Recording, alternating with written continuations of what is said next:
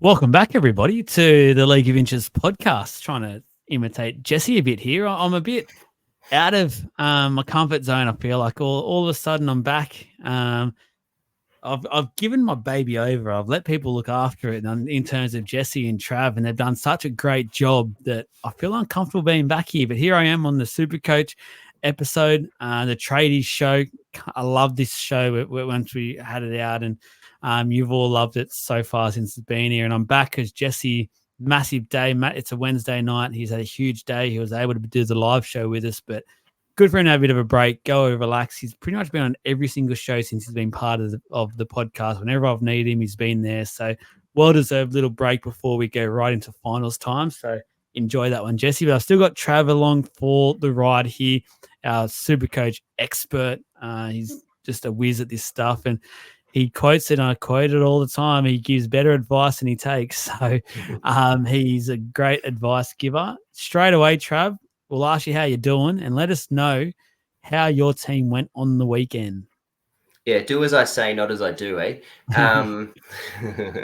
I went really well. Really happy with how I went. 1,383 last week. Everything went right, mostly, other than, and I did listen to the potty on Sunday with the Sunday review, and you mentioned a few things. Yep, I freaking hate Reed Marnie, and he's on my dead to me list. But I'll talk about that in a second. So I rose 2,699 ranks. I'm now 10,878. So yeah, I'm climbing. I've gone up every week, so I'm doing pretty well. In terms of the team, yeah, Reed Marnie with his 24 was a killer. I captained Ponga, as I said in the pod I would do, and listen to what. I listened to what Jesse's juju call is. If you trade someone in, you've got to make them captain. So I did that. I went pretty well. Everything sort of went well. I'm just trying to figure out what I do with these hooker roles. But I think I'd be silly to change anything there. And I'm just starting to think what I'll do in 2025 for that. And I've kind of alluded to what I would do in the last few weeks. But yeah, just rejigging what I play in the hooker spot next year. Yeah, I touched on mine on Sunday night, but it's all been confirmed now. So I'll just quickly run over. Pretty horrible week after having some really good weeks and gaining some serious momentum. It sort of felt like it all has come undone a little bit. 1,141. I stuck with no trades last week, and it has hurt me. It's the first time in a while I didn't make any trades. Season rank dropped 1,370 odd spots, up down to 9,816 is my rank. So me and Trav are closing in on each other. It's very tight, that last spot for the League of Inches crew. So nice little battle we've got going there. The team list Tuesday, we'll get straight stuck into it. The first game, blockbuster clash. When you're listening to this, it'll be on tonight. So I can't wait to watch this one. Trav's the Storm supporter. I bet he's already keen as, and probably a little bit nervous as well. Yeah, everyone's nervous when they verse Penrith, so it's never an easy team to verse. For the Penrith Panthers, both Dylan Edwards and James Fisher-Harris yesterday was confirmed as starters for this game, so huge ins. Unfortunately, though, that coincides with Liam Martin and Scotty Sorensen both out. Maverick Gaia and Liam Henry joined the starting side with Jack Cole added to the bench. For the Melbourne Storm, Eli Katoa returns from that knee injury, which sees Trent Liero move back to lock, Nelson Asafa-Solomona to prop, and Kamakamika to the bench. Chris Lewis is the man that makes his way. So some pretty big names coming back into a huge clash. So keen. Could be a grand final preview to a lot of people's minds. Any Supercoach news that points out to you here, Trav? Out of all the games, this is probably the biggest game Supercoach relevancy-wise. So I'll probably spend the most time on this, and we'll fly through the rest of them, I reckon. But I think if you were a Dane Laurie holder, or you picked up Dane Laurie over the last few weeks, which I know Jesse tried to get me to do, and I just couldn't bring myself to doing it. And it would have worked out. He ended up coming up to 619K, did his job really well. But he's a trade out. I think he's going to be an AE nightmare in that 14 role. I think he's a trade out. He'd be a pretty easy swap. Well, not an easy swap, but yeah, Dylan Edwards coming through a very good option. To'o turned up. So that's your pod play that I said was my number one pod in our pod show a few weeks ago. Joel, you've gone and done it. It's worked out for you. So think of that. Casey McLean, I won't be putting an R on him this weekend. I think he showed last week that with just the 21 points against the Eels in a game that the Eels turned up and played really bloody well, and possibly should have won it. That, when the going's tough a little bit, he's probably not an option that they're going to throw the ball out to. And I think that's going to happen this week against the Storm, and that'll shut down. So I don't think he's a play. And then having a look over at the Storm, I'd be pretty nervous. I did say in the live show podcast that how good is it to see all the fullbacks up and firing and playing. And now we've got Dill Edwards coming back this week. It just makes it so much better. And you've got Teddy coming off the bye. Pappenhausen played really well last week. He got 70. 70 is not a score you're going to bark at, but geez, it's a bit worrisome that he's playing Penrith this week. And I'd be tempted to almost not play him if I had him. I am going to comfortably and happily put the R on Katoa. I think he's coming back this week. I think Katoa is one of those dudes. Even in this type of game, he's going to get a try. And as long as Jerome Hughes, plays early ball and gives him early ball, that's a really good option. So I'm really happy to have Katoa come back.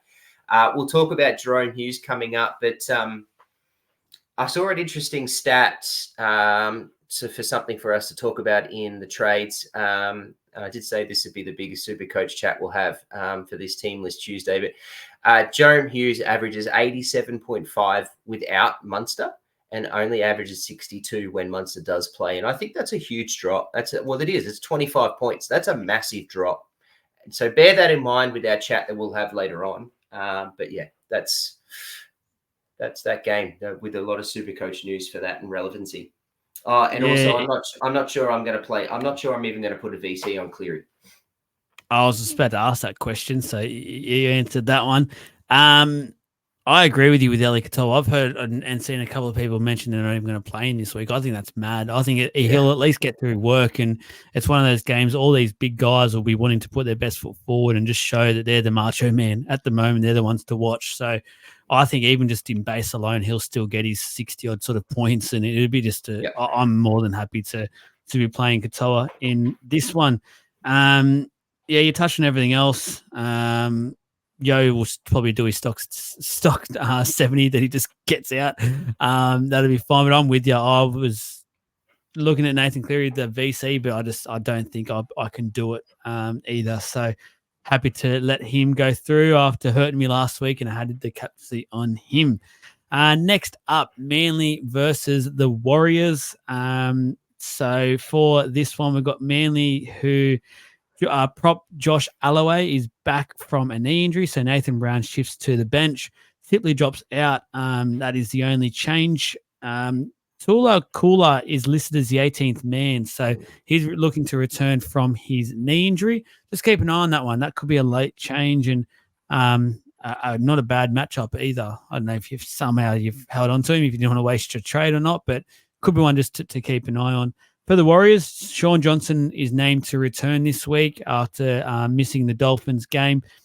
Adam Pompey and Marcelo Montoya are also back on deck. Ali Leitawa has entered the concussion protocols, while Tamari Martin is out indefinitely with an ongoing neck complaint. So there was a few people out there that said they couldn't believe he got dropped, but obviously that's not a dropping. It is an injury. And Luke Metcalf is part of the extended squad after coming back from New South Wales Cup last week and having a decent game from all reports. So Supercoach news on this one, Trav, is I think the biggest question here is the C. Do you go straight C on turbo, or is a VC? Is it a very quick VC? Because it's a big decision, because a lot of people out there might have the turbo and Tedesco partnership. You can only play one. Well, you can play both. You can only captain one. I mean, you can only captain one. And Tedesco plays the Eels pretty much straight afterwards. So,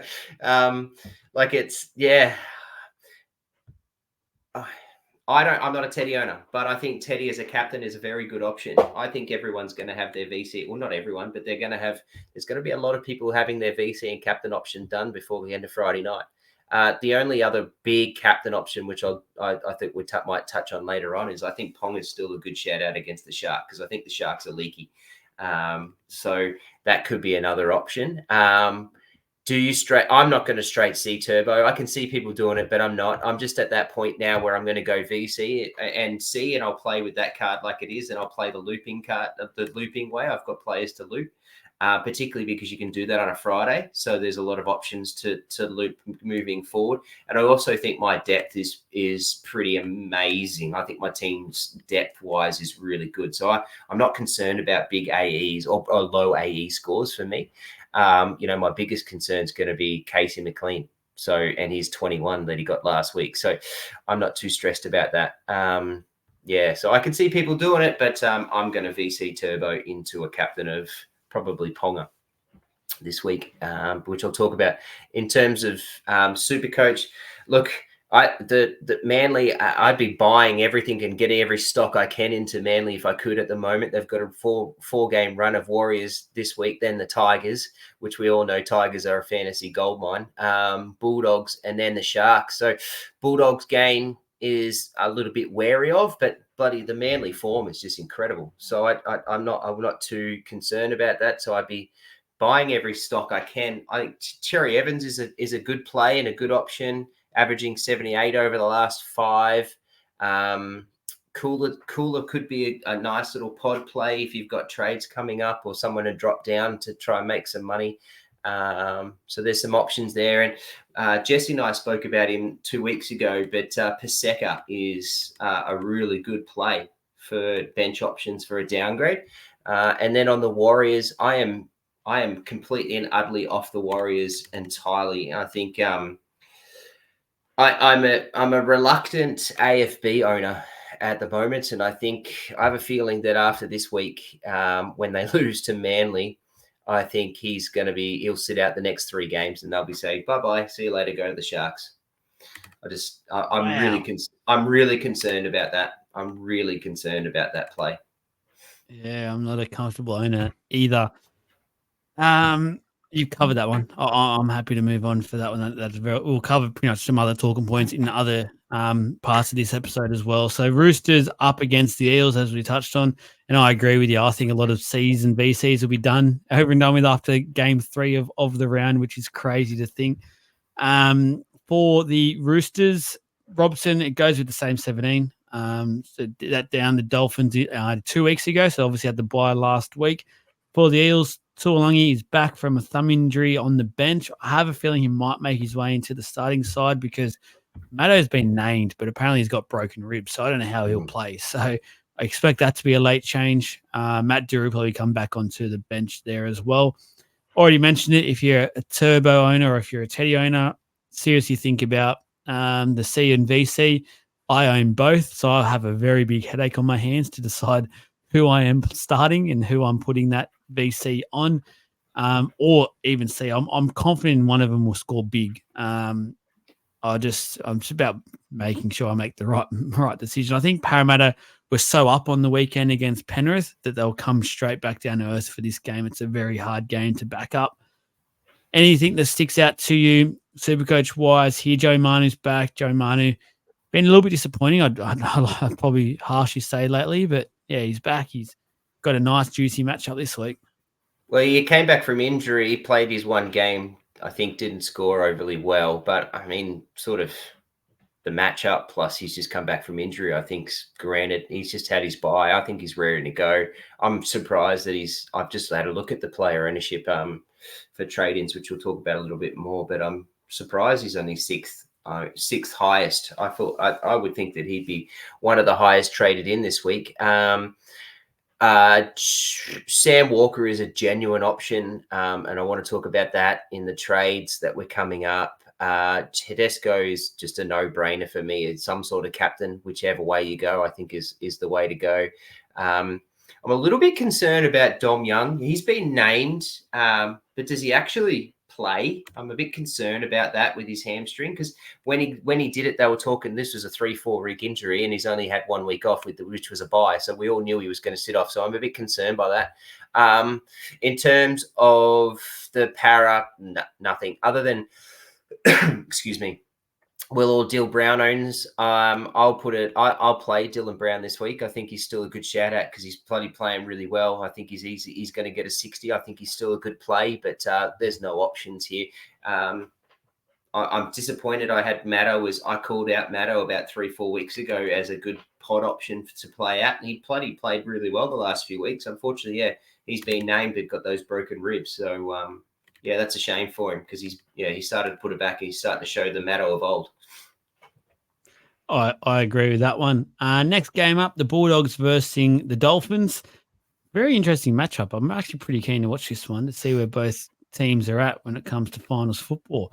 For the Bulldogs, Jamin Salmon returns for his first game since the broken jaw. He'll join the interchange bench. And for the Dolphins, Mark Nichols is out with a head knock. Lachlan Hubner joins the bench for the second game of his career. What's sticking out to you here? I think Matt Burton's still a great option when it comes to the 5/8 option. Anything else for you? No, I've been pumping up Matt Burton's tyres for the last 3 weeks and been arguing with Jesse about it, and he keeps telling Munster, and I keep going Burton. I still think that he's a wonderful play. I'm a super stoked Max Psychopath owner, which I've heard everyone call him. God, he's been a beast for me the last 4 weeks. Super excited about that. Jermaine Osako goes and gets himself a 64 last week, and I'm pretty happy with that in my centers for him. So I'm just going to keep him. I don't need, it's a luxury trade for me, and I don't need to trade him out. I don't think anyone does unless he comes out and says that he's injured and not going to play. I think he's a keep, even with the Bulldogs and the Storm in these next 2 weeks. He's got the Broncos and the Knights. So if he plays, I think you keep him. I don't think you need to trade him. That's about it, really. Yep. No, I'm a hammer. I'm a very disappointed hammer. Well, no, I'm not, because I don't own him, but I'm disappointed in that call. That was a bad call. Well, it wasn't a bad call. How the hell do you know? You just don't know. You're playing with what's going to happen. And the way he got 123 against Penrith, and I was all over him. Like, let's get him in. And then he's just put up that rubbish. And doesn't even look interested. He's not even looking like he wants to play. Yeah, it's a weird one. Next game up, the Cowboys versus the Raiders. Another game that's just very interesting. Two teams that are struggling a bit and want to play finals football. They need to get their acts together basically this week. For the Cowboys, a couple of changes. Chad Townsend has been dropped. Jake Clifford to the halfback spot. Jeremiah Nanai will miss the game after suffering a head knock, and Fini Finuaki will start the game. Generally always scores pretty well when he does get the start as well. So obviously probably a big draft player. I think a lot of people have sold him by now in classic game, but could be a great draft play this week. For the Raiders, Jordan Rapana is out, head knock as well. Seb Chris goes onto the wing. Ethan Strange to center. Adam Cook coming in at 5'8". Danny Levi and Emre Gula has been added to the bench. That's a strange one. Pun wasn't intended, but it came out anyway. I don't know. I don't know about moving Ethan Strange. I think he's been quite good this year.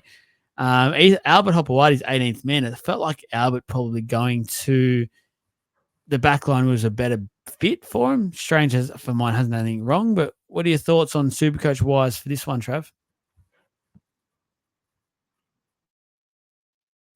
Well, hang on. Yeah, I think he's coming back. I think he's frozen. I'm not going anywhere near the Cowboys with the. Well, is that me? Is that me? Sorry, you're back, my bad. Yeah, I'm just going to change my connection. All right. Sorry. I'm not going anywhere near the Cowboys, boys. They've got bye next week. I'm staying well clear of them.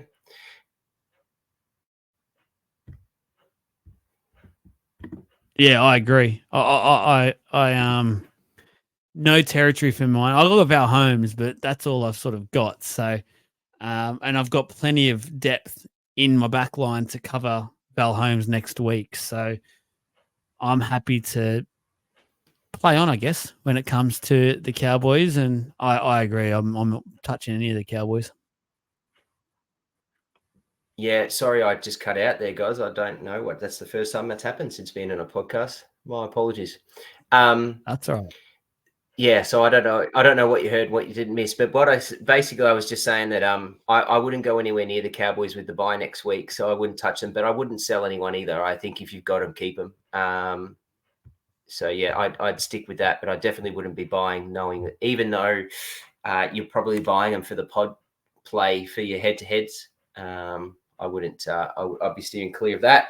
And in the Raiders side of things, I actually like Strange being named at the center. I like that he's back. And Joey Tarpany with his 87 last week, even though he got a sin bin, is enormous.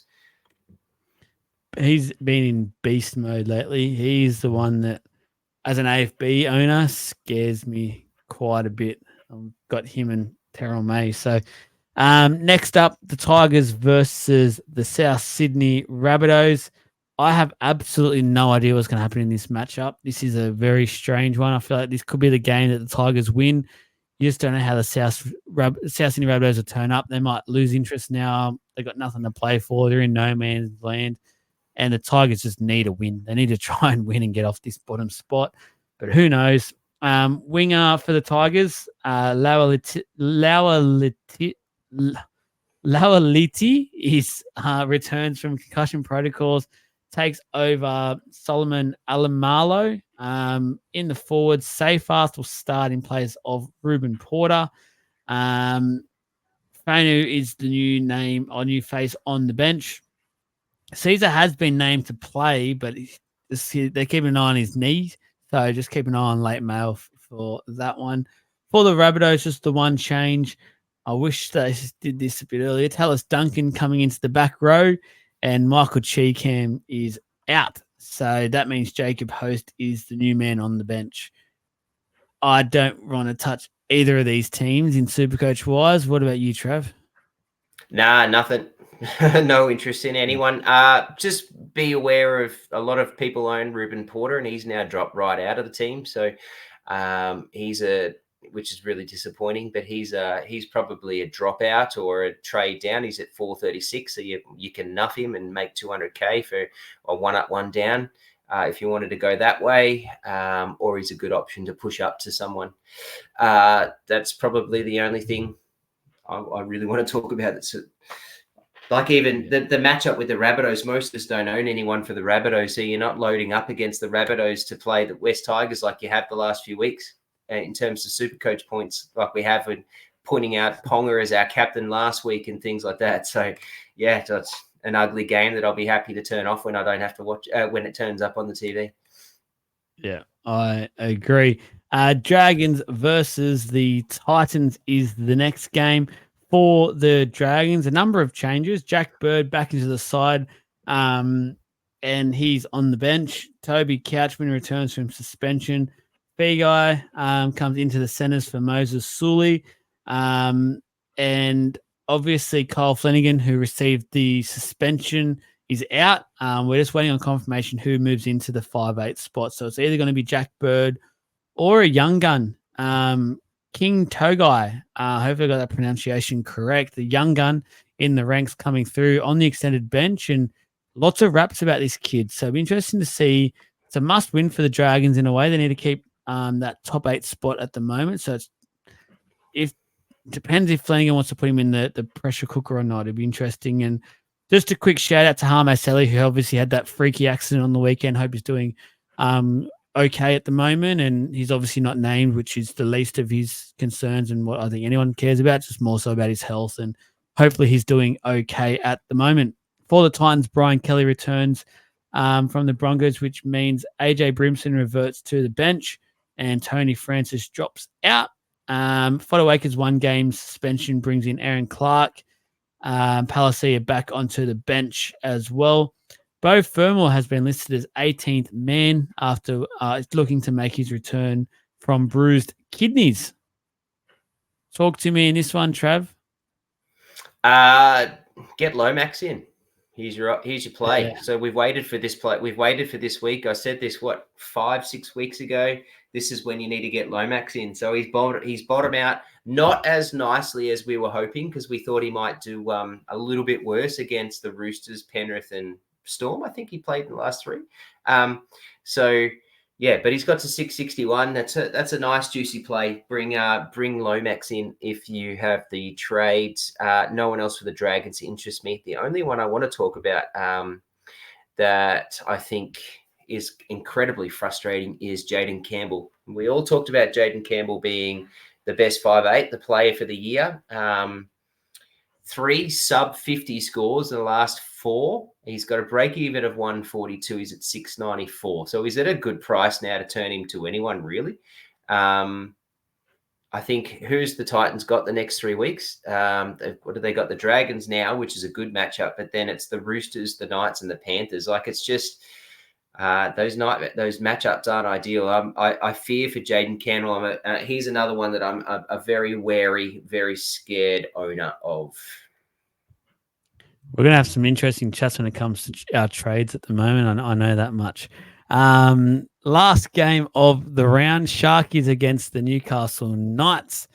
Another Sunday afternoon, another potential, as Trav said, Ponga captaincy. For the Sharkies, the same 17 that took down the Titans last week, so no surprises there.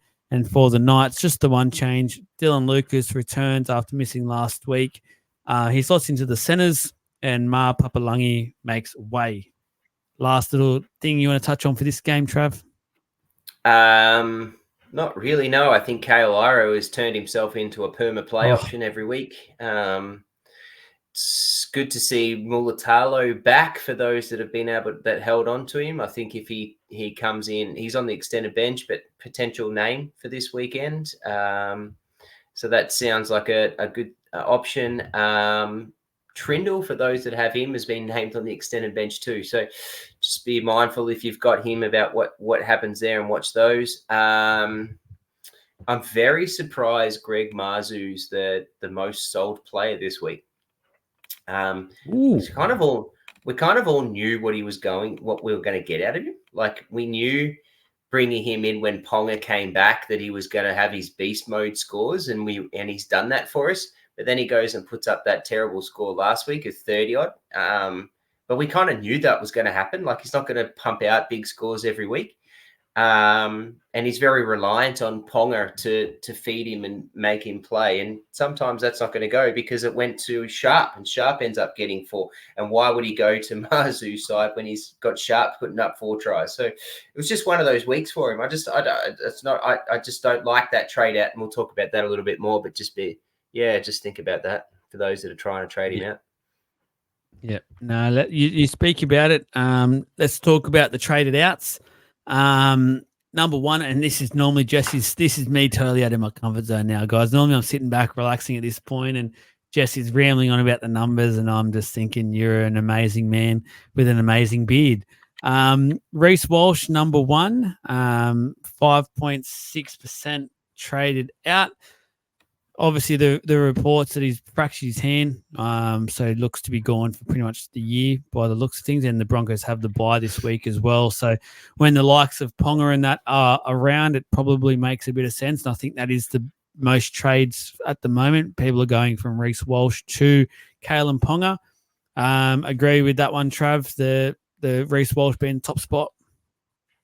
Yeah, so if you just I'll teach you something here, and for those people that need to that want to be taught something, and we can plug Supercoach Plus if we want to sponsor, Joel. So Supercoach Plus owners, but everyone, Supercoach Plus, it's a cheap subscription. Get onto it. But if you go where you've looked at that and you click where it says all coaches, you can drop it down and ranked in the top 10%. And in the top 10%, Reece Walsh is the 5th sold out at 388. And I would dare say that's because a lot of people in the top 10% didn't own him in the first place. So, okay. So I would say I think it's a no-brainer. So for all people trading out Reece Walsh, because you're a head-to-head or whatever, it's a no-brainer. You've got to do it. He's not going to play the rest of this year. He did what he needed to do. He's had some good scores, put up some decent points over the last few weeks. But, yeah, it's a no-brainer. Trade him out. And for those in the top 10%, again, for you, you're trying to get right up there. So, yeah, trade him out.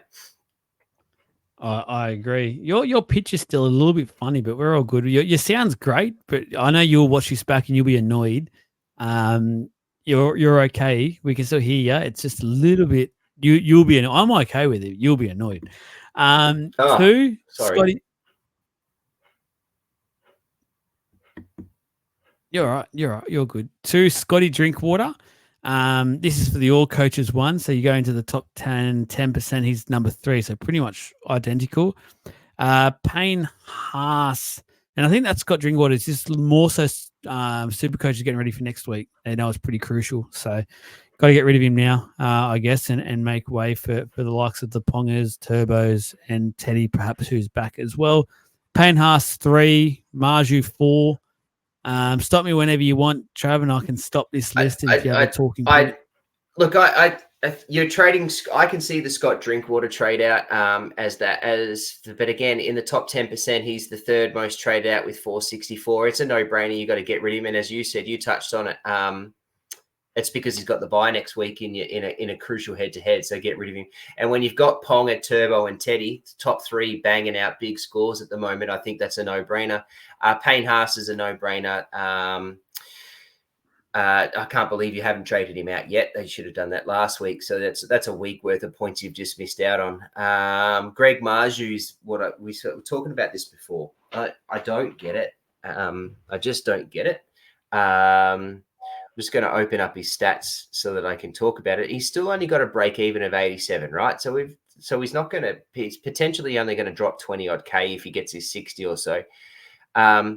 In round 19, he got 14. Then against the Broncos, he got 76. Against Penrith, like everyone, he got a 47. And then last week against West Tigers, he got 38. Unfortunately, they bloody pumped the Tigers and they went the other side. So I just don't get the whole Marzu trade. I think Marju's a keep and you just play him and don't play him as your reserves. We should all have to some decent depth. I don't like that trade out. I think that's a waste of a trade. I 100% agree with you. And one other thing I want to reach out to and point out is that I guarantee majority of people who traded him in was around the time that knew that Ponga was coming back.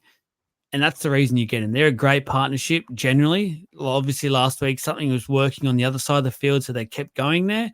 But Ponga's warming up. He's clearly shown to me that he's getting back into some really nice form, which is only good things for the Knights backline and in particular Greg Marju. So I'm more than happy to, as you said, hold on to him and pick and choose when I play him, which, to be honest, looking at their run, I'll probably play him majority of the weeks to come or at least look to do so. So I think he'll score decently.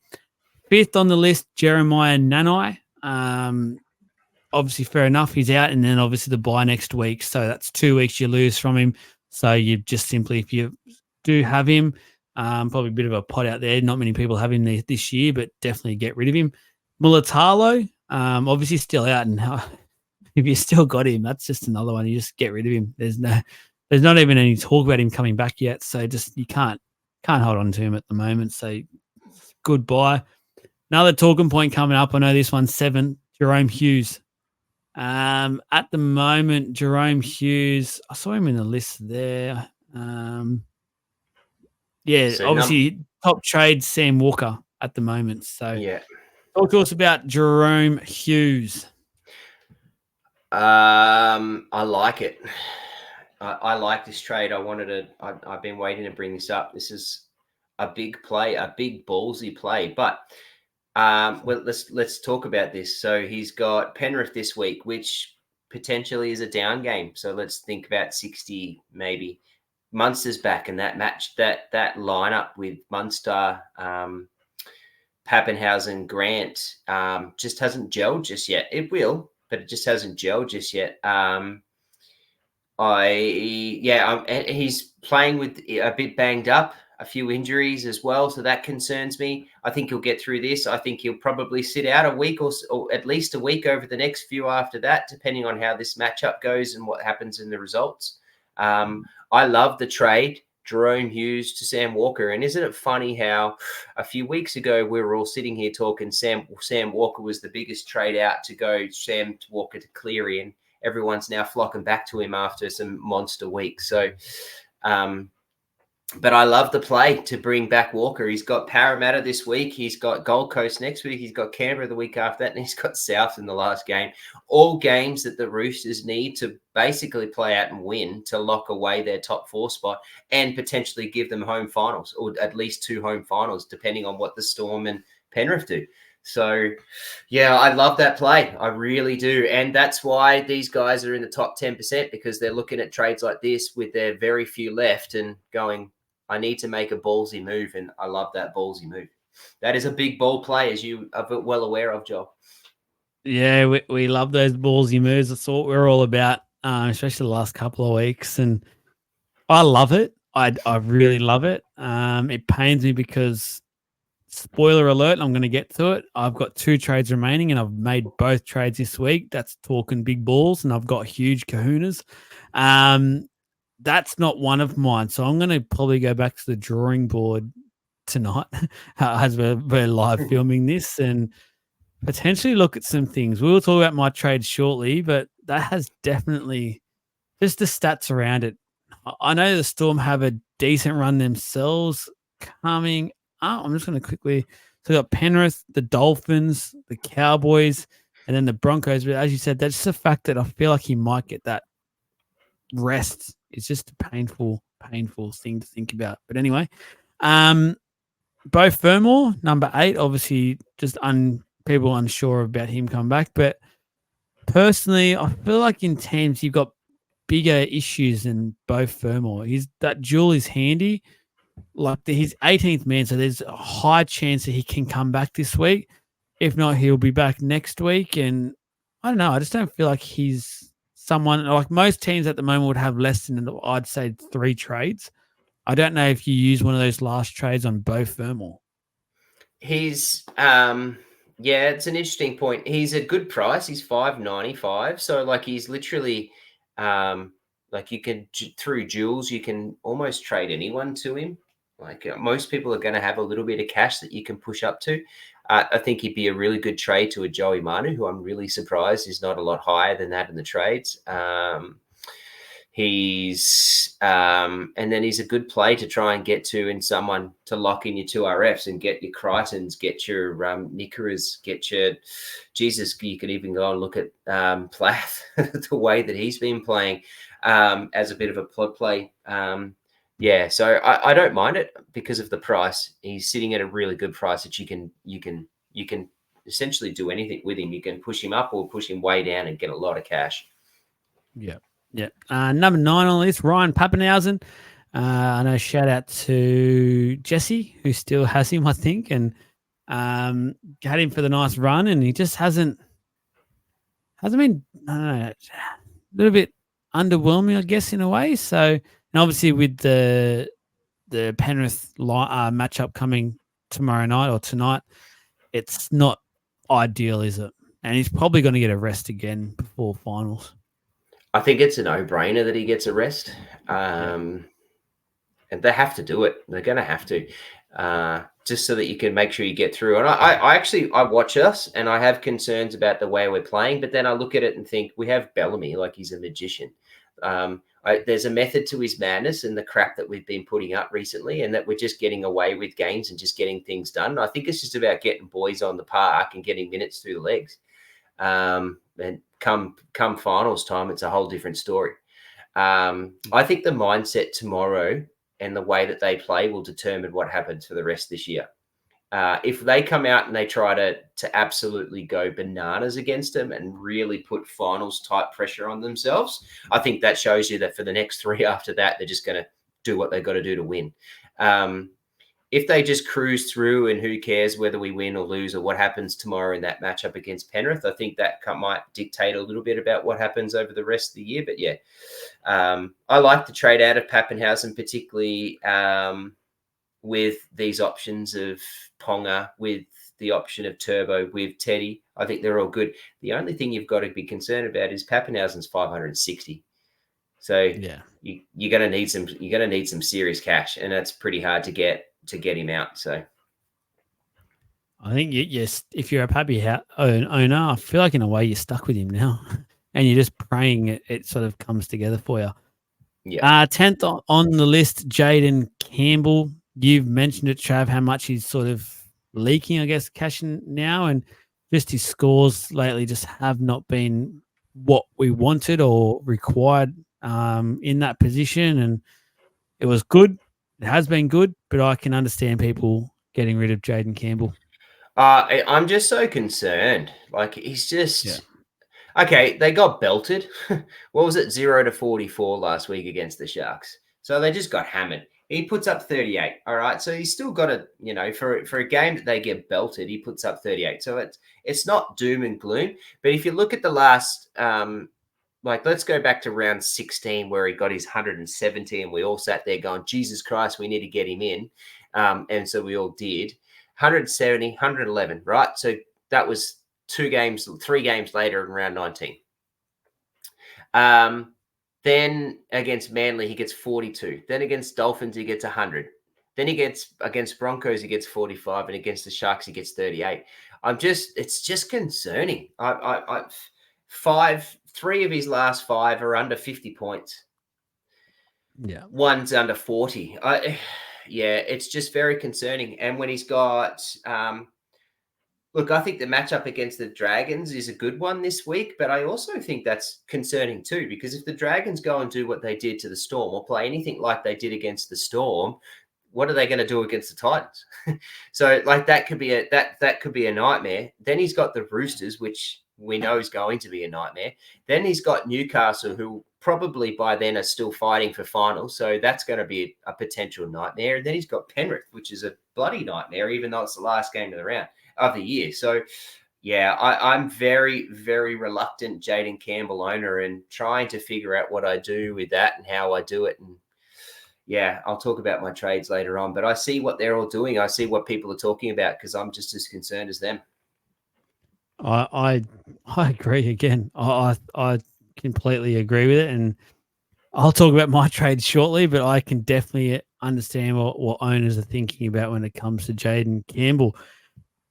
Just quickly, we'll go through the top 10 for the traded in. We'll run through pretty quickly because I've already mentioned most of these players a couple of times now in this podcast. So top of the pops, and Trav's man, and he called it for everyone, and they've all listened. They've come in droves. Almost 3,000 of all coaches have made this trade happen. Zachy Lomax, so it's a great run coming up. You've mentioned it. What a way to start against the Titans at home. So no doubt I can understand why everyone's starting to jump on now. And as you said, it's a good price for Zach Lomax as well. Yeah, 100%. Like, he's just put up rad numbers against big hard teams and who are notoriously good for defense, and he still put up a 69, a 30 against the Roosters was weeks ago. It was round 18. So against Penrith, he puts up 69, who's the best defense. 59 against Melbourne, who's top 3 defense, and Bulldogs at 81, who's one of the best defense.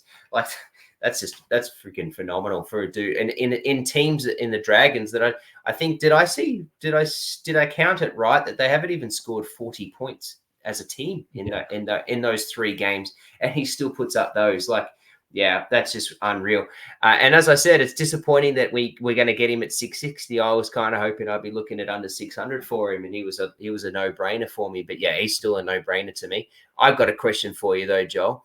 And if you had the choice, would you go him or would you go Manu?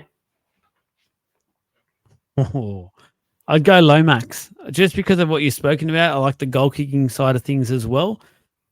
If the Roosters hadn't have just had their bye, I probably would have been a bit more tempted on Manu because I would have thought then I would have tossed up a potential Tedesco resting as we approach the finals and the Roosters get into a spot where they're guaranteed a top 4 spot. I don't think there's much difference between finishing 3rd and 4th at the moment. So I think they probably would have looked at the restings. But because they've just had it, I reckon Tedesco will want to play out all the games and get into some form with that spine members and stuff. So I know Manu only just came back from injury, and that was probably the big reason why he had that average game. So I'm not going to write him off completely, but I just think Lomax and the fact that he's still the center point of the Dragons' attack, I love that moving forward. And even now with Flanagan gone and a couple of injuries, I think they just go to Lomax even more because they know they need the tries. They know they need that kicking assault. And I think he's just easily, for mine, the top trade this week.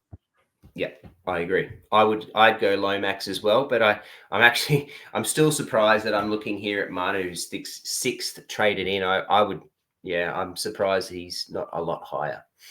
But yeah, I would go Lomax and think it's a no-brainer. I do like, though, the price difference is that Manu's 570 and Lomax is 661, and we're all sort of, playing with our cash and playing with our trades, and so that 90K does speak differences. But yeah, I still think if you can, Lomax is the no-brainer option. Good call. Yep. Number 2, we've already spoken about him a number of times now, Kalen Ponga. I feel like that's probably a little bit to do with the fact that people are getting rid of Pappy, and it's about 100K. A lot of people should have about that at the moment, so that's probably the best way to get out of the Pappy and owning him. So Ponga for mine makes a bit of sense. Angus Crichton, I'm surprised most people don't already have him. They probably waited until that till the buy. Yeah, now they'll get him for this run home as well, which we've already discussed several times. It's so in nice. The top 10%, he's been traded in by 13.5%, so just over 1,000 people. So there's a significant amount of people in the top 10 who didn't have him, who are waiting for this buy to come up. So yeah, I think I love that play, and that's one of the plays that you could go for less than 100K. You go Firma to Crichton. That's a good option. Yeah, that's a great play. For mine, number 4, James Tedesco. Obviously, again, we've spoken about just the fact that the buy's done, and spoke about it a bit earlier in terms of the Reece Walsh trading out or Drinkwater. You're going to Tedesco. I love that move. Tommy Trbojevic as well. He's next on the rank for the exact same reasons. I love it. We've spoken about Joey Manu. He's 6. Fletcher Myers, 7. Obviously, bottom dollar cheapie. Cash grab, making some room. Fair enough. He's playing at the moment. He might get some scores. You're hoping if he doesn't, then he becomes an AE or something. So drops out of the side completely. 8th, Sam Walker. Obviously, I'm just more so surprised about the fact he's not just a bit higher. Because if we look at all the traded out, I guess Hughes is 7. So it sort of pairs up together, 7, 8. I think that might, as we approach kickoff of tonight's game, when people listen to it, that'd probably be higher. I think he'd go into the top 5 by kickoff, I have a feeling. Yeah, I agree. I think as people start listening to these podcasts that are just getting put out Tuesday and Wednesday and they're catching up to it, this will change. We're obviously doing this at 10:30 on Wednesday night, so there's still 24 hours almost 24 hours to the next game. Yeah. Hey, I've been here with you too. So in the top 10%, he's at 9.1% traded in. So 600, so just under 10% of the top 10% have brought him in. So, the top 10% are getting around him. Thinking, if we're looking at these top 10%, the numbers are quite low, but that's probably because a lot of the top 10% have not got a lot of trades. So don't think about the amount as numbers like it was even 3-4 weeks ago when these guys were 3,000 and 4,000 people trading them in. Bear those in mind because not everyone has these trades left. But I think that's a wonderful play. I really do, and it's selling me more and more on it. And I've been thinking about it for the last 24 hours. The Hughes to Walker trade. Yeah. I agree with that one. Number 9, Joseph Tarpany. We've mentioned already, we're talking about AFB and May and things like that. Tarpany's the form front rower in the game at the moment. So I personally, and I mentioned this with Jesse, I think on the Sunday show it was, I don't want to be using my trades on front rowers at the moment when I can get peak scores in my backs and my halves and stuff. So that's where I'm focusing my attention. But if I had probably just that one extra trade, I probably would be getting Tarpany in for either May or AFB at the moment. I would be more than comfortable doing that one. So great call. That's where I'm at with that. And your man, Maxi Plath, 10 people are still getting him in, and you can't fault him for doing so. He just does not stop.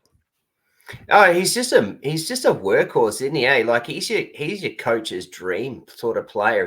He'll go and get you 60 tackles every single week. He'll run 20 odd times without even arguing with it. Like he's just an absolute monster of a workhorse. And you're banking 60 points every week. Like, yeah, okay. So he's now averaging, because of the last few weeks, he's averaging 64. Like that's rad. That's rad. I'm so happy I've had him all year. He's at a good price. He just got 114. So in his 3 last weeks, and here's one I can hang over Jesse, because Jesse said, nah, as a hooker, no, I wouldn't be playing Max Plath. And I sat there going, nah, hell yeah, give him the ball, Max Plath. And he's gone and put up 75, 95 and 114. And I'll ignore his first game as hooker because that was against Penrith and he got 39. But since then, 75, 95 and 114. Like, that's just freaking phenomenal. I love owning him. I'm playing him this week again. Love it. Jesse, you've got no idea basically what Trav's trying to say. So I haven't said it. Trav said it. So lock you in there. I think we're up to Trav's question time, aren't we? I think you got a couple of questions you want to fire and just have a bit of a quick open discussion about. Sure. Give me a second and I'll go to the questions. I'll bring up my agenda. So you can ask these questions. Are we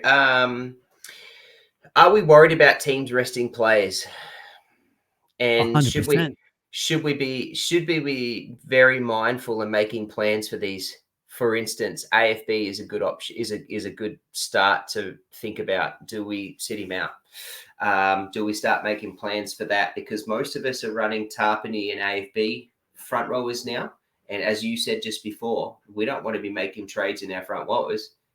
There's no real points other than those two in the front row position. But if we don't have them, we'll probably end up running Sam Hughes as our third, which is 20 to 40 points. So that's just one thought. There's a whole heap of other players that I'm concerned about. Pong is another one. Once Newcastle, if Newcastle lose, do we start sitting out? So should we be thinking about making these trades now and making these plans now, or do we just need to sit on the fence and wait? It's a tough one because to answer the first part, I think restings we do have to worry about a bit. I feel like, especially the top three, they're pretty much going to be the top 3 teams this year. So that's going to happen. So we need to keep that into play. I just think make sure your depth is there. I just think that's crucial at the moment. You need to make sure you've got guys sitting in your reserves that can play and score some points. So what I mean by that, like for instance, second rowers, like I've got Katoa at the moment on my bench, Fermor, which I'm hoping comes back and plays a role. So I've got a couple of guys who are sitting there ready to go. My front row I'm very worried about. I've got Sam Hughes and I've got Farmer Silly, who has literally sat there all year. He's been one of those guys, I just can't get rid of him. Always had to prioritize other trades. So that's really stuffed me. I'm just hoping Terrell May can be beast mode off the bench like he always does. So I definitely think it's be worried for it, but it's more so as well, just the trades. I'm sort of going all in, as I said this week. So in my head, I'm head to head and I've got games I need to win this week to stay in contention. After my horrible week last week, it didn't go according to my plans that I wanted. So I'm in pretty much all my comps still playing sudden death. So I've got to make those plays this week and just hope things fall my way in the next couple of weeks in terms of restings. Yeah, and that kind of your point there leads to the next question that I wanted to ask was, what is the ideal number of current reserves, which means what should our depth be sitting at? And as you said, consider whether we have to worry about restings or not even just restings, but blokes being benched for the rest of the year when they're out of finals contention. So should we be thinking more about our depth than trying to get big name players so that when we know that these guys are going to get rested, we've still got them sitting there for the next game and we've got the depth to cover it? That's a hard one because in a way I'm sort of like going go all in, but at the same time you need to have a good squad at the moment. You need to be able to fix issues that happen on the run. The reserves, I say, have as many as possible as possibly you can. Ideally, you want all players in there at least playing. That can't obviously happen all the time. So for me, I've got two that are basically non-playing reserves at the moment. So I'm pretty comfortable with that. I've got all positions bar hooker at the moment covered. So me and Jesse are in the same boat. We're sweating on Cooks just to keep going because I've got Lussick and I don't think Lussick's doing anything anytime soon. So, yeah, I feel like more you can get, the better. Don't stress if you have one or two that are non-playing. You should be okay to get through. I like it. I agree. And I've got the depth. I'm looking here at how I'm really stoked with my depth, and that's why I think I just rose. And I targeted that week. I'd sort of targeted last week, about 4 or 5 weeks ago, knowing that I didn't have Teddy. I didn't have a couple of those big name, a big Roosters boys. That this was a week that I could rise, and it worked out for me. And my plan for once worked, but. Yeah, so but my depth now that these guys have come back, like if I look at like even in my 2RFs, right? So I've currently got Crichton now. I kept Olakawatu through his suspension. I had Nikora. I've now got on my bench Plath and Katoa sitting on the bench there. In my halfbacks, I've got Cleary and Hughes. In my hookers, I've got Marnie and Robson. In my 5'8s, I got Brown and Campbell. In my wings, I've got Carraz, Garrick, Young, Iro, because I think he's a perma starter now. And then on the bench, I've got Asako, Marju, and then Casey McLean. So, like, my depth is fantastic, but there are not everyone's like that.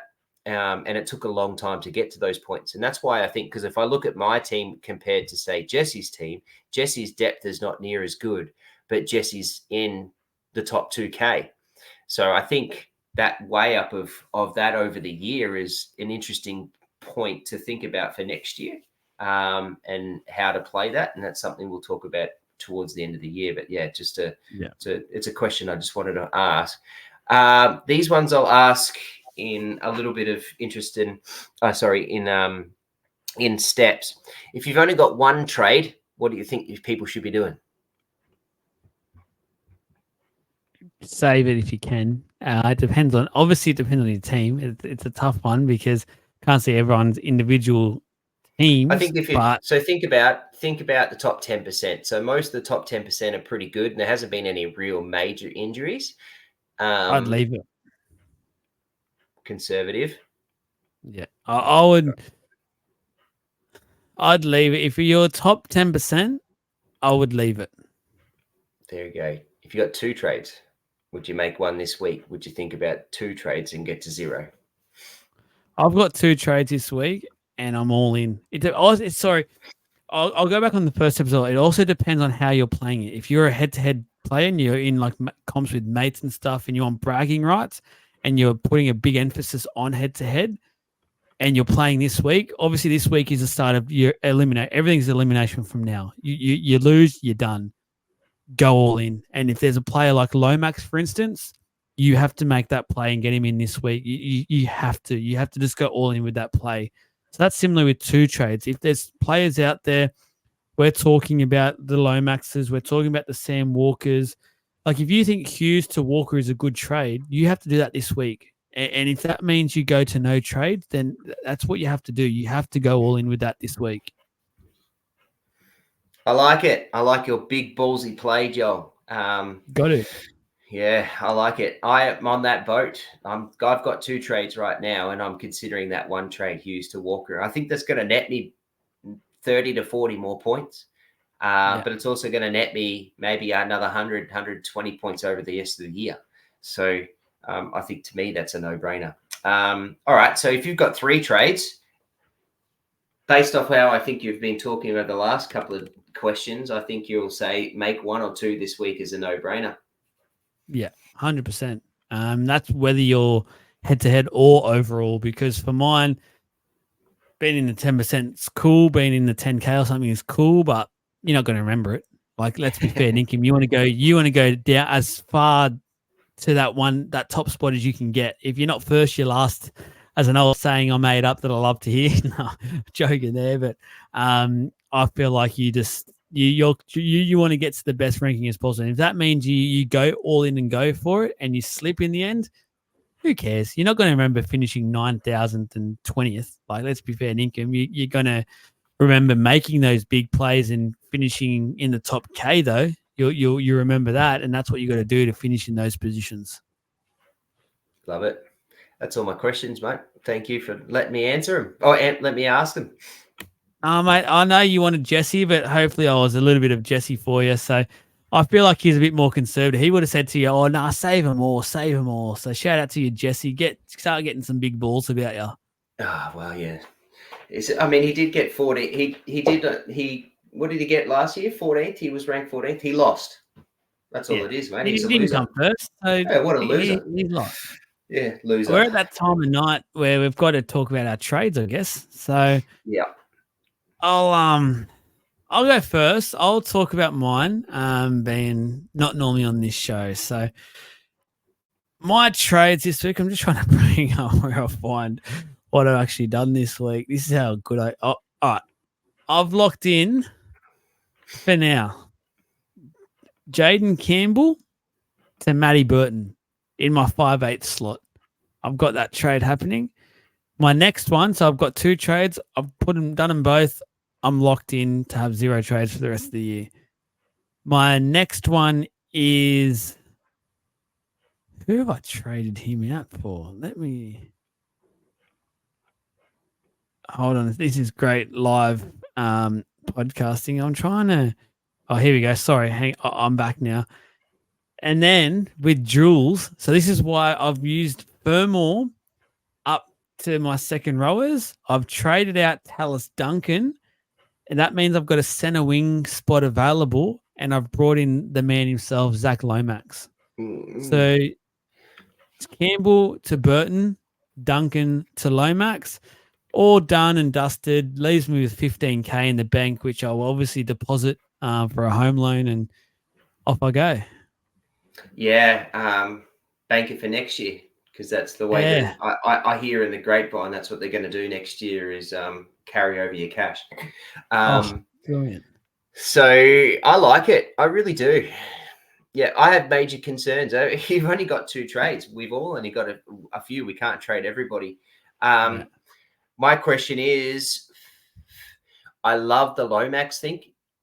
Geez, that makes your center wings low today. So that would be Holmes, To'o, Lomax. Who else? Young. Holmes, To'o, Karaz, Garrick, Lomax, Marju, McLean. Yeah, what a loaded center wing. Geez, that makes you a little bit toey, doesn't it? Gee whiz. Yeah, I like it. I really do. And I suppose for you, you're deciding as to which one's the worst of the evil. Is JC worse than Hughes for the rest of this year? Yeah. And you've decided at that point in time that JC was. I don't dislike either of them. I like the play JC to Burton. However, I do have a thought that I think Walker will score more than Burton over the rest of this year.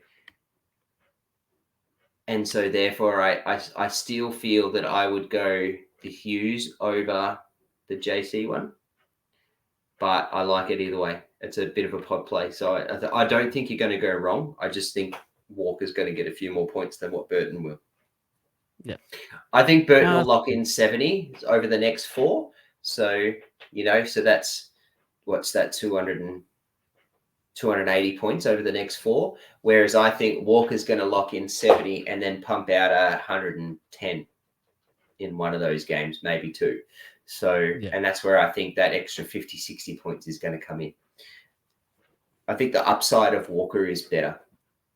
Yeah, I do agree with that one. Yeah, I'm fingers crossing the fact that the Storm haven't looked great with their spine finally together, and that means he might be tempted to play them out for the season. I know it's pretty highly unlikely, but I'm just putting my eggs in that basket, and if it doesn't happen, I think Cleary at least should play out the rest of the year, being just coming back fresh from injury. So he should be able to cover my halfback spot. And as you've rightly pointed out, I'm pretty loaded in my back, so I'm pretty happy to load up my reserves on my back line for that week that I'd miss out on having Hughes. So should be okay. Love it. What about yours? I've said this a few times. I think at the moment I haven't got it on there, but I will sit on my my chauffeured ride to school tomorrow, and I reckon I'll push the button for Hughes to Sam Walker. Yeah, I think I'm set everywhere else, and it'll leave me with one trade, and I reckon that trade will either be it'll probably end up being like a Ponga out if the Knights draw or they don't win out and they feel like they're about to lose out. They might bench him and sit him. Or it's like for an AFB. I've just got this really bad feeling that AFB is not going to play the rest of this year, or after this week, particularly if they lose, because that then mathematically takes them out of contention. They're not mathematically out yet, because obviously the bye is 2 points for them, so they've still got that 2 points in the bank, so they need to keep winning. But yeah, I just got this really sick feeling that he's not going to play once the Warriors are done. So I want to save that one trade for that, one big injury that's going to happen that I know is going to sit out in those spots that I need to get someone to play in, because I don't want to play Hughes. I really don't. I'm happy to have him there, that if someone's a laid out or whatever, right, I'll take it. But I don't want to have him as my number two FRF. And I've said this so many times throughout the year, and the reason why I'm chasing tail with my ranks is because I haven't had two fullbacks. I played the cards of I'll go one gun, one rookie. I built the bank, but the bank worked, but it cost me 50, 60 points every bloody week. So I've learned that lesson of the two fullbacks is just a no-brainer. So I want to have that extra trade just in case one of those two options happens, and so that I can go a straight swap. So I really want to leave that last trade. Yeah, no, I understand that, and you as you said, you got really good depth at the moment, so I do understand the slightly conservative approach from you compared to me, who was just all in. So just give me medium-sized balls, not large like you. Yeah, I didn't want to bring it up, but now you have. So, couple of little questions we have come through on the trade, so I'll touch on those. So I appreciate you guys sending them through. We're pretty quick with this one. We're wrapping up. As I said, it's pretty late at night here on a Wednesday night. We need to get to bed and have work and stuff in the morning, so that's good fun. Robert.Goldie on Instagram. One trade this week. Traded the injured Jackson Ford for Max Plath with a projected score of 1,230. Love it. Absolutely love that trade. So, Maxi Plath's doing a great job. You could go like you can go for like a Crichton or something, I guess, if you don't have him. Like go for one of those big projected ceiling guys, but that's a safer option. But I'm not going to completely dish you for it. So no, I don't hate it. I don't hate the Plath option. I'd like to know where he's sitting in the ranks. Is he going for a bit of a pot option? That's why he's going the Plath in those top few K, because that would be a great play, and I don't hate it. I'd be interested to see, what would be great is I love the questions. Just screenshot sort of your team so that we can go, oh yeah, we think, just to give you even that better advice. I'm not having to go at anyone, but yeah, just so that I can hone in on that advice for you properly. But because obviously I don't know who's in your 2RF. But if you don't have, look, I'm a very, very happy Max Plath owner and have been for a very long time. Max Plath 657, which means if you're going up from forward to Plath, you've got a little bit of cash. So if you can, I'd probably be more inclined to go. I'd probably be more inclined to go to Olakau'atu. I think might be a better play. Ali Katoa has the matchup against Penrith, but as we said, is I think matchup proof against this. But he's 14K less than Plath at 643. I think is still a rad option. Crichton's at 699, so it's only 33K more. So 42K more. So he's a really good play. I probably wouldn't. I wouldn't consider Nickera. I think out of all of those. I think he's just a bit up and down, and I'm I'm a very happy owner of him, but he's still a little bit up and down to run the rest of this year out. So I probably wouldn't think that, but yeah, I don't hate the Plath option, but I would also look at the Olakau'atu option too. Yeah, no, I love that. On Facebook, Shane has mentioned trades with a lull, so I'll be with you in the same boat next week, Shane. It's all good. You've played a hard game, so I'll respect it. All those 0 trades out there remaining, I respect your gameplay. You've gone all out, so well done. And Jakey boy, really keen to get into the draft side of things, Jake, next year. So keen to get you on board. Traded Walsh to Tedesco. May switch it for Trbojevic, but Teddy's draw is better in his opinion. Honestly, it's like it's so hard to pick between those two because they both have decent draws, in my opinion, like really nice draws. So I can see them both scoring really well. It's just a personal choice out of those two. I can see either of them. Yeah, look, I'm a really stoked Turbo owner, but I also do have this thing in the back of my head that I know Turbo can also do nothing, which he has for a lot of the year too. So, whereas I look at Teddy and think Teddy's almost a lock for at least 90, and if not more. So, yeah, I'd actually prefer the lock of Teddy than Turbo. But yeah, either way, you're not going to lose, I don't think. But I would prefer just that know of I'm going to get this for the rest of this year. Yeah, no, I agree with that. Thank you for those that did send those few questions in. Really appreciate it. I know it's a hard time of year with not many trades in that remaining, so we know it is a bit tough, but appreciate you getting involved there and getting featured on the show. That's all we've got time for. Me and Trav, it's been a big slog. We are done and dusted. Thank you for listening. Make sure you hit that like button. Make sure you add a few comments and stuff to the video as well. And if you are listening on the podcast, please give us a rating. It really will be appreciated. Just hit the star button, hit the follow as well. The bell icon goes a long way of helping spread the page and getting others to know about what we're doing. But that's it. Good luck in your head-to-head finals. It's week 2. Get those dubs up. Otherwise, you're out. And keep trying to climb those ranks. Let's see how far we can all get. And really keen to see the scores and the projected. We're all starting to, especially us three, are getting some pretty similar teams, but there's some big points of differences as well that are helping separate us all, which is really fun. So, Trav, thank you. Thanks for your big slog tonight. It's been a big one for Double Podcast. Welcome to the big time. Yeah, it's great. Hey, look, it's also good to see you with your pants pulled up and your back nice and straight. Let's see what happens at the end of next weekend. Yeah, I got my pants pulled down. That's fair enough. Good night, guys. Thanks for listening. Have a great night, day, whenever.